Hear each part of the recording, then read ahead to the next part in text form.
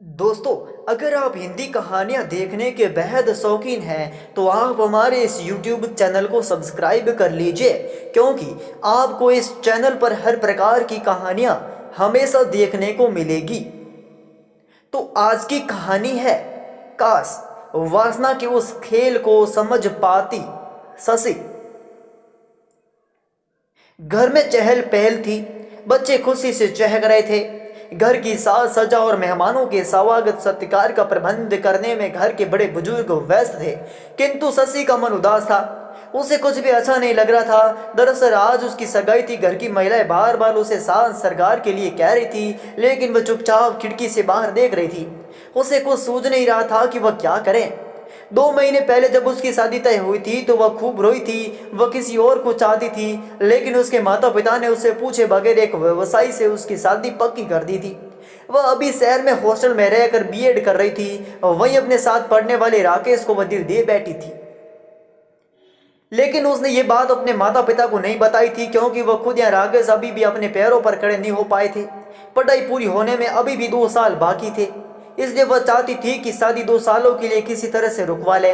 उसने सोचा कि जब परिस्थितियां ठीक हो जाएगी तो मन ही मन बात करके अपने माता पिता को बताकर राकेश के लिए उन्हें राजी कर लेगी। इसीलिए पिछली छुट्टी में वह घर आई तो अपनी शादी की बात पक्की होने की सूचना पाकर खूब रोई थी। शादी के लिए मना कर दिया था, लेकिन किसी ने उसकी एक न सुनी। पिताजी तो एकदम भड़क गए और चिल्लाते हुए बोले थे, शादी वही होगी जहां मैं चाहूंगा। राकेश को उसने फोन पर ये बातें बताई थी। वह घबरा गया था। उसने कहा था, शशि तुम शादी के लिए मना कर दो। नहीं, ये इतना आसान नहीं है। पिताजी मानने को तैयार नहीं है, लेकिन मैं कैसे रहूंगा? अकेला हो जाऊंगा तुम्हारे बिना। मैं भी तुम्हारे बिना नहीं जी पाऊंगी। राकेश, शशि का गला भर आया था। एक काम करो, तुम पहले हॉस्टल आ जाओ, कोई उपाय निकालते हैं। राकेश ने कहा था, मैं रेलवे स्टेशन पर तुम्हारा इंतजार करूंगा। 2 नंबर गेट पर मिलना, वहीं से दोनों हॉस्टल चलेंगे। उदास स्वर में शशि बोली थी, ठीक है, मैं 2 नंबर गेट पर तुम्हारा इंतजार करूंगी। तय योजना के अनुसार शशि रेल से उतरकर 2 नंबर गेट पर खड़ी हो गई। तभी एक कार आकर शशि के पास रुकी। उसमें से राकेश बाहर निकला और शशि के गले लगकर बोला, मैं तुम्हारे बिना नहीं रह सकता। शशि रुआंसी हो गई। राकेश ने कहा, आओ गाड़ी में बैठकर बातें करते हैं। राकेश कितना सच्चा है, शशि ने सोचा। तभी हॉस्टल जाने के लिए गाड़ी ले आया, नहीं तो ऑटो से 20 रुपए में पहुंचती। 2 किलोमीटर दूर है हॉस्टल। गाड़ी में बैठते ही राकेश ने शशि का हाथ अपने हाथ में लेकर कहा, शशि मैं तुमसे प्यार करता हूँ, तुम नहीं मिली तो मैं अपनी जान दे दूंगा। कार सड़क पर दौड़ने लगी। शशि बोली, नहीं राकेश, ऐसा नहीं करना। मैं तुम्हारी और हमेशा तुम्हारी ही रहूंगी। इसके लिए मैंने एक उपाय सोचा है। राकेश ने कहा, क्या? शशि बोली, हम लोग शादी कर लेते हैं और अपनी नई जिंदगी शुरू करते हैं। शशि आश्चर्यचकित होकर बोली, ये क्या कह रही हो? तुम्हारा दिमाग तो ठीक है ना? तुम्हें मुझ पर विश्वास नहीं है? तभी उसने ड्राइवर से कार रोकने को कहा। कार एक पुल पर पहुंच गई। नीचे नदी बह रही थी। राकेश कार से बाहर आकर बोला, तुम शादी के लिए हाँ नहीं कहोगी तो मैं इसी पुल से नीचे नदी में कूद कर जान दे दूंगा। ये कहकर राकेश पुल की तरफ बढ़ने लगा। ये क्या कर रहे हो राकेश? शशि घबरा गई। तो मैं जीकर क्या करूंगा? चलो मैं तुम्हारी बात मानती हूँ, लेकिन जान न दो। ये कहकर उसने राकेश को खींचकर वापस कार में बिठा दिया और खुद भी बगल में बैठकर बोली, लेकिन ये सब होगा कैसे? शशि के हाथों को अपने सीने से लगाकर राकेश बोला, अगर तुम तैयार हो तो सब हो जाएगा। हम दोनों आज ही शादी करेंगे। शशि चकित रह गई। इस निर्णय पर वह कांप रही थी। उसके समझ में नहीं आ रहा था कि वह क्या करें। न कहे तो प्यार टूट जाता और राकेश जान दे देता, हाँ कहे तो माता पिता, रिश्तेदार और समाज के गुस्से का शिकार बनना पड़ेगा। क्या सोच रही हो? राकेश ने पूछा। शशि बोली, ये सब अचानक और इतनी जल्दी ठीक नहीं है। मुझे कुछ सोचने समझने का समय तो दो। इसका मतलब तुम्हें मुझसे प्यार नहीं है? ठीक है, मत करो शादी, मैं भी जिंदा नहीं रहूंगा। अरे ये क्या कर रहे हो? मैं तैयार हूं, लेकिन शादी कोई खेल नहीं है। कैसे शादी होगी? हम कहाँ रहेंगे? घर के लोग नाराज होंगे तो क्या करेंगे? हमारी पढ़ाई का क्या होगा? शशि ने कहा, तुम इसकी चिंता मत करो, मैं सब संभाल लूंगा। एक बार शादी हो जाने दो, कुछ दिनों बाद सब मान जाएंगे। वैसे अब हम नाबालिग है, अपने जीवन का फैसला स्वयं ले सकते हैं। राकेश ने समझाया, लेकिन मुझे बहुत डर लग रहा है। शशि बोली, मैं हूं ना, डरने की क्या बात है। चलो फिर ठीक है, मैं तैयार हूँ। डरते डरते शशि ने शादी के लिए हामी भर दी। वह किसी भी कीमत पर अपना प्यार खोना नहीं चाहती थी। राकेश खुश होकर बोला, तुम कितनी अच्छी हो। थोड़ी देर बाद कार में एक होटल के गेट पर रुकी। राकेश बोला, डरो नहीं, सब ठीक हो जाएगा। हम लोग आज ही शादी कर लेंगे, लेकिन किसी को बताना नहीं।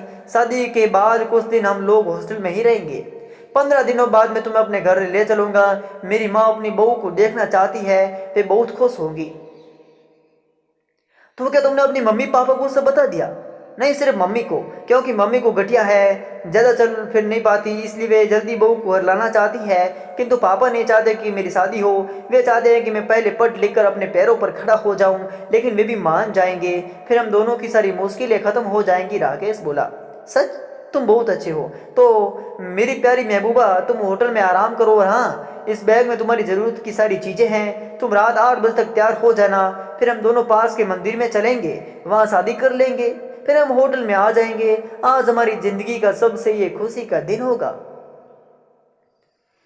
कुछ प्रबंध करने राकेश बाहर चला गया। शशि उद्दंड में थी। उसके कुछ समझ में नहीं आ रहा था। अपने माता पिता को धोखा देने की बात सोचकर उसे बुरा लग रहा था, लेकिन राकेश जिद पर अड़ा था और वह राकेश को खोना नहीं चाहती थी। करीब रात के 8 बज गए, पता ही नहीं चला।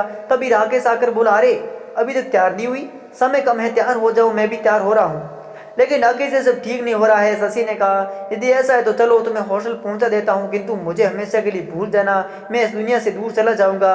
जब प्यार नहीं, वह जी कर क्या करना। राकेश उदास होकर बोला, तुम बहुत जिद्दी हो राकेश। डरती हूँ कहीं कुछ बुरा न हो जाए, लेकिन मैं किसी कीमत पर अपना प्यार पाना चाहती हूँ। नहीं तो बस बस राकेश, और कुछ मत कहो। 1 घंटे में तैयार होकर दोनों पास के एक मंदिर में पहुंच गए। वहाँ राकेश के कुछ दोस्त पहले से मौजूद थे। राकेश मंदिर के पुजारी से बोला, पंडित जी, हमारी शादी जल्दी करा दीजिए। जल्दी शादी की प्रक्रिया पूरी हो गई। शशि और राकेश एक दूसरे से हो गए।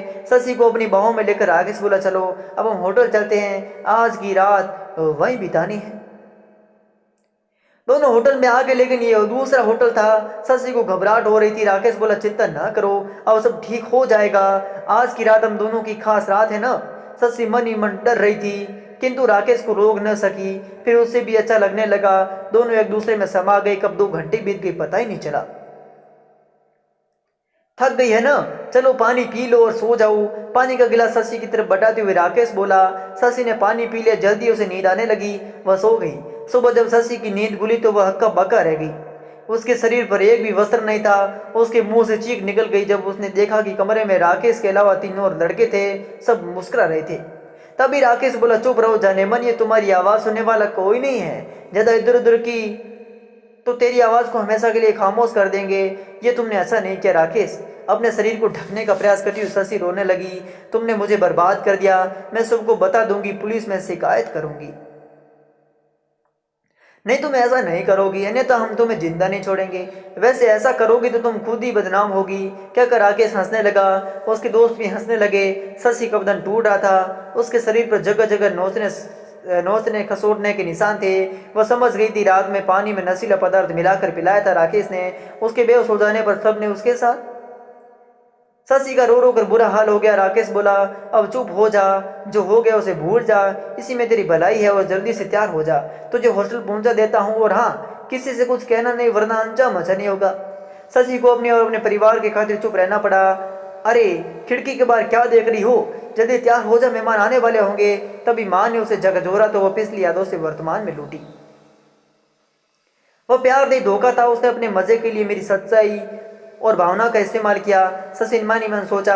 अपने आंसू पोंछते हुए शशि बाथरूम में घुस गई। उसे अपनी नासमझी पर गुस्सा आ रहा था। अपनी जिंदगी का फैसला उसने दूसरे को करने का हक दे दिया था, जो उसकी भलाई के लिए जिम्मेदार नहीं था, इसलिए ऐसा हुआ। लेकिन अब कभी वह ऐसी भूल नहीं करेगी। मुंह पर पानी के छींटे मारकर और राकेश के लिए घाव के दर्द को हल्का करने की कोशिश करने लगी। मेहमान आ रहे हैं, अब उसे नई जिंदगी शुरू करनी है। हाँ, नई जिंदगी। वो जल्दी जल्दी सजने संवरने लगी।